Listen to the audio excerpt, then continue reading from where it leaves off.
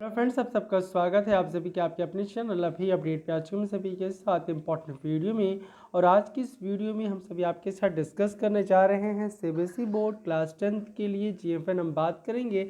आज की इस वीडियो में सीबीएसई बोर्ड क्लास 10th के स्टूडेंट्स के लिए मोस्ट इंपॉर्टेंट वीडियो, क्योंकि आज की इस वीडियो के बाद आप सभी को इस बात का बहुत ही ख़ास तरीके से मैं बताने जा रहा हूँ। वेरी इंपॉर्टेंट टिप्स बताने जा रहा हूँ आपको कि क्योंकि कल आप सभी का इंग्लिश के पेपर के बाद जो नेक्स्ट पेपर था आप सभी का साइंस का पेपर है, और साइंस के पेपर सीबीएसई बोर्ड क्लास 10 के स्टूडेंट्स के लिए बहुत ही इंपॉर्टेंट पेपरों में से एक पेपर है, क्योंकि मैथमेटिक्स एंड साइंस का paper both paper are too much important for us.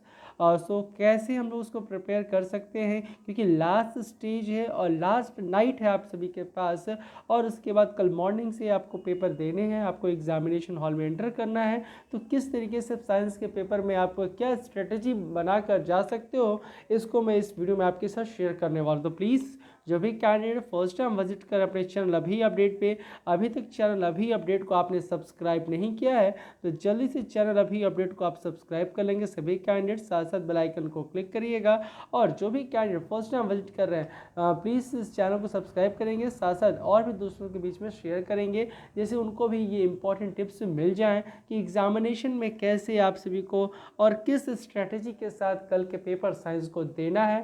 Please इस वीडियो को सभी के पास शेयर कर दिएगा। मूव ऑन करते हैं माय डियर आप सभी के साथ। जैसा सभी को मैं बता दूं, आप सभी के एग्जामिनेशन में कल को जो पेपर आपका साइंस का होने जा रहा है, आपके 5 सेक्शन है। कितने सेक्शन है माय डियर? सेक्शंस 5 हैं। Section A, section B, section C, section D and section E. तो आपके पास 5 सेक्शंस हैं। आप सभी के पास मैं आपको सीधे स्ट्रिक्टली अपने बताना चाहता हूँ कि आपको किसी भी तरीके का कोई भी आपके पास बाउंडेशन नहीं है, और सीबीएसई भी ऐसा कोई बाउंडेशन नहीं करता है। पहली बात कि आपको सेक्शन ए से ही असेंडिंग ऑर्डर यानी कि ए बी सी डी ई, या फिर ई ए डी बी सी ए, और ऐसे क्वेश्चन सॉल्व करने हैं इस सेक्शन वे में।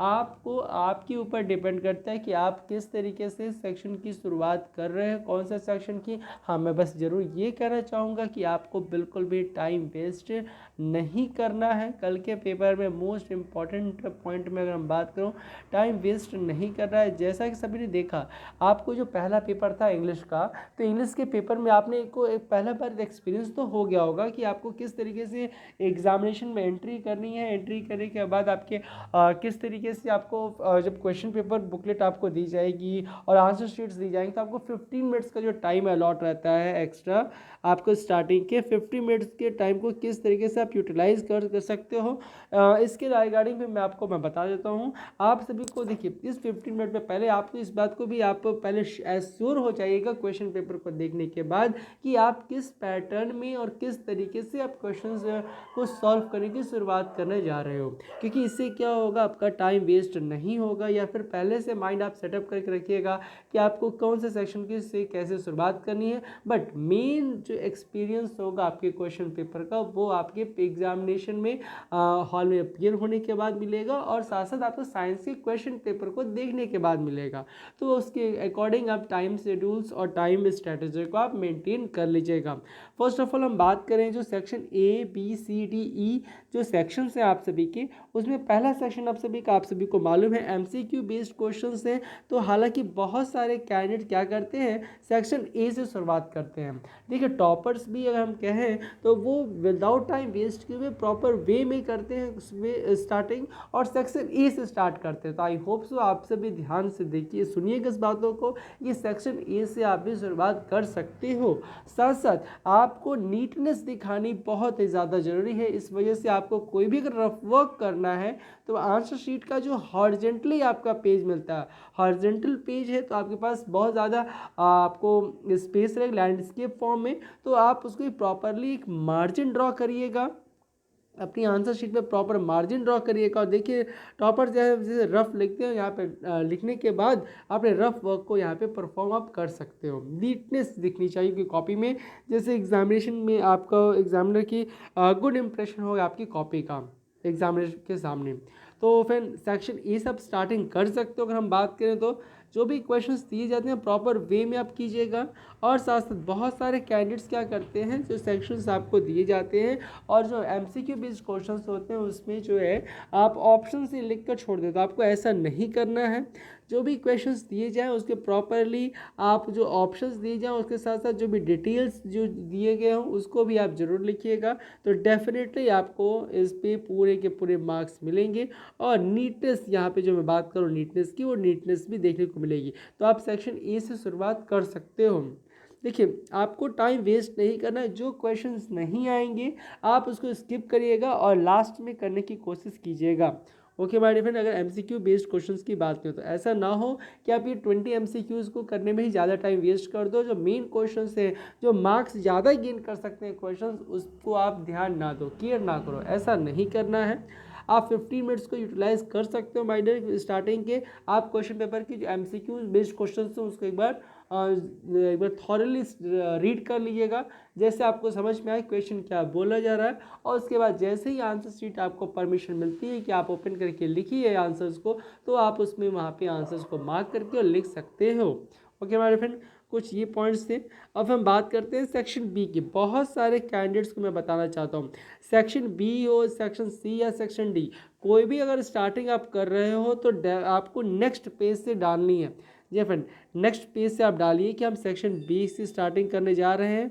और क्योंकि हमें स्पेस सफिशिएंट है, पेज आपके पास सफिशिएंट है, तो माय डियर आप सेक्शन बी को नेक्स्ट फर्दर पेज से कर सकते हो। और हर एक क्वेश्चन कंप्लीट करने के बाद आप जो है आंसर्स में आप पेंसिल से लाइन ड्रॉ जरूर कर दिएगा। जैसे एक तरीके से डिवीज़न देखने को मिले कि ये आपके फर्स्ट क्वेश्चन एंड हो चुका है, ये सेकंड क्वेश्चन से, और मार्क्स का अलॉटमेंट जो आपको एग्जामिनर द्वारा किया जाए वो भी आपको अच्छे मार्क्स जहाँ से मिल पाए। जिससे क्या होती है फिर अगर लाइन ड्रॉ करते हो तो नीटनेस देखने को मिले आपकी कॉपी में, तो ये भी एक इम्पॉर्टेंट है, आप ध्यान से देखिएगा। और साथ साथ अगर आप साइंस के पेपर में अगर आप फिगर बना रहे हो तो उसको लेबलिंग करना मोस्ट इंपॉर्टेंट। देखिए कैंडिडेट किस तरीके से लेबल करते हैं, जो टॉपर्स होते हैं वो देखिए प्रॉपर वे में पेंसिल का यूज़ करके आपको फिगर ड्रॉ करने हैं। और फिगर के साथ साथ जो भी कुछ है आपको शो करना है, मार्क आपको एरो से या फिर जो भी पॉइंट्स आपको मेंशन करने हैं उसको आप ब्लू पेन का यूज़ करके लिख सकते हो। अदरवाइज आप पेंसिल से भी लिखो तो डेफिनेटली अच्छा नीटनेस देखने को मिलेगा आपके फिगर के साथ साथ। Okay my dear, but figure जो अभी आप ड्रॉ करेंगे शार्प करके पेंसिल से, आप नीटनेस के साथ यहाँ पे ड्रॉ करिएगा। और साथ साथ लेबलिंग करना मोस्ट इम्पॉर्टेंट है आपके एग्जामिनेशन में। तो कुछ मिनट ये पॉइंट्स थे। और साथ साथ एक पॉइंट और माय डियर, जो भी आप आंसर्स प्रेजेंट कर रहे हो आप उसमें जो भी हार्ड वर्ड्स हैं, जो मोस्ट इंपॉर्टेंट वर्ड्स हैं, उसके नीचे भी आप अंडरलाइन कर दीजिएगा, जैसे एग्जामिनर का गुड इंप्रेशन हो आपके आंसर्स में। और उस पॉइंट्स को एग्जामिनर जरूर फोकस करें जिस पे आपने अंडरलाइन की हुई है, तो फिर आपकी नीटनेस भी दिख रही कॉपी में। और ये सारे पॉइंट्स को आप ध्यान रखते हो तो डेफिनेटली आपको यहाँ से भी अच्छे मार्क्स मिल सकते हैं आपके कल के पेपर में, साइंस की बात करें तो। ओके माय डियर, अब हम बात करते हैं मोस्ट इम्पॉर्टेंट और लास्ट पॉइंट, ये कि आपकी बायोलॉजी के फिगर्स हो या फिर साइंस के या फिर फिजिक्स के हों, आपको पेंसिल का यूज़ करना है। साथ साथ जो भी फिगर आप करो उसको लेबलिंग कीजिएगा। और साथ साथ जिस क्वेश्चंस में फिगर ना हो और आपको फिगर बनाने आता हो तो डेफिनेटली आप शॉर्ट में, अगर आप सही से एक्सप्लेनेशन नहीं दे पा रहे हो आंसर्स का, तो अगर आप फिगर बनाते हो तो भी आपके मार्क्स एग्जामिनर द्वारा अच्छे दिए जा सकते हैं आपके क्वेश्चन में।